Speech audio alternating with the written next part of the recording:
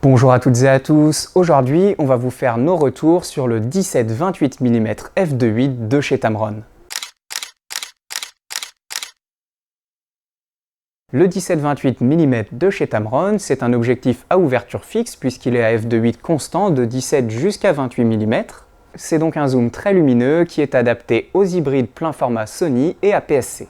Pour commencer, au niveau de la construction, on retrouve un objectif qui est vraiment plutôt léger, puisqu'on est à seulement 420 grammes, donc c'est vraiment un poids très agréable en main. En plus, il est plutôt compact puisqu'il fait 73 mm de large pour 99 mm de hauteur, donc il est juste en dessous des 10 cm, ce qui fait qu'il est très agréable à utiliser. Et en plus d'être très agréable en prise en main, il a un gros avantage, c'est qu'il a des joints d'étanchéité. Donc quand vous allez l'utiliser sur les boîtiers Sony qui ont eux aussi des joints d'étanchéité, eh bien vous allez pouvoir l'utiliser dans des conditions un petit peu plus difficiles au niveau de la météo. Évidemment, comme d'habitude, on ne vous recommande absolument pas d'aller le pousser dans ses limites, mais ça peut vous éviter des problèmes dans certaines situations un petit peu difficiles. Également, au niveau de la construction, on retrouve un diamètre de 67 mm, donc qui est le standard pour la majorité des objectifs Tamron.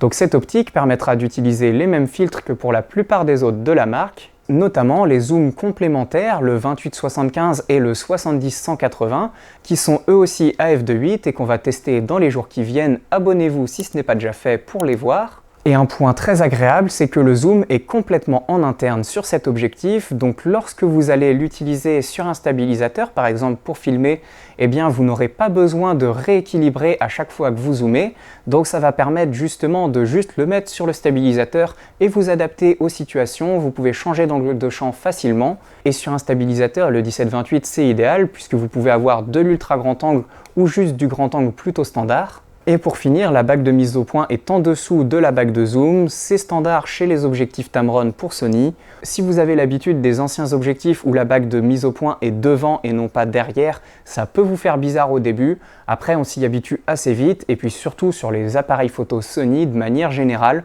on n'utilise quasiment jamais la mise au point manuelle parce que la mise au point automatique est excellente. Et justement, on vous met un exemple de changement de point avec cet objectif à 17 mm et ensuite un exemple avec un changement de point à 28 mm pour que vous puissiez vous faire votre propre avis sur la réactivité de cet objectif. Nous, honnêtement, on en est très content pour un 17-28. En même temps, c'est assez logique, avec des angles de champ aussi larges, la mise au point se fait assez vite. Maintenant, en ce qui concerne plus la qualité d'image pure, pour commencer, il faut savoir que l'objectif est vraiment plutôt bon au niveau du piqué. On a vraiment un excellent résultat même à f2.8. Quand on ferme un petit peu, évidemment, ça s'améliore comme d'habitude. Donc au niveau du piqué, on est très satisfait. La distorsion, elle est vraiment très intéressante puisqu'il y en a peu sur cet objectif. Le vignettage est assez présent, en un clic en photo ça disparaît, donc c'est pas un souci, c'est plus en vidéo où c'est un petit peu embêtant. Un point fort également de cet objectif, c'est qu'il a une mise au point minimale qui est vraiment très proche. Ça permet de faire des photos de certains petits détails sans avoir besoin de passer sur une focale fixe, notamment avec un macro. Évidemment, vous n'aurez pas non plus le rendu d'un macro, mais dans beaucoup de situations, ça vous fera gagner du temps puisque vous n'aurez pas besoin de changer d'objectif. Au niveau des aberrations chromatiques, là l'objectif par contre il est excellent. Honnêtement, on a beau chercher, on n'en voit pas. On a vraiment un résultat très agréable, même dans des forts contrastes avec du flou, etc. Pas de souci.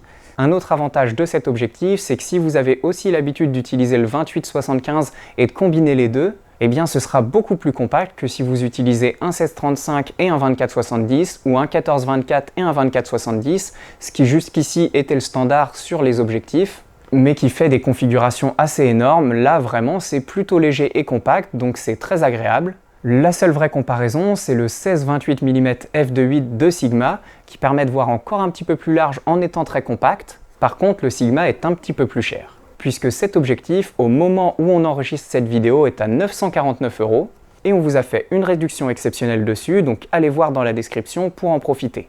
Au final, cet objectif, on le recommande vraiment aux personnes qui ont besoin de grand angle en déplacement, que ce soit en voyage ou même si vous avez l'habitude de passer des journées entières à faire de la photo, puisque comme il est très compact et léger, ce sera très agréable et vous avez un grand panel de longueur focale dans les grands angles.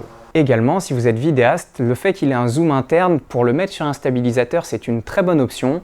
Voilà, on espère que cette vidéo vous aura été utile. Si c'est le cas, abonnez-vous et laissez un j'aime. Et on vous dit à bientôt pour une prochaine vidéo.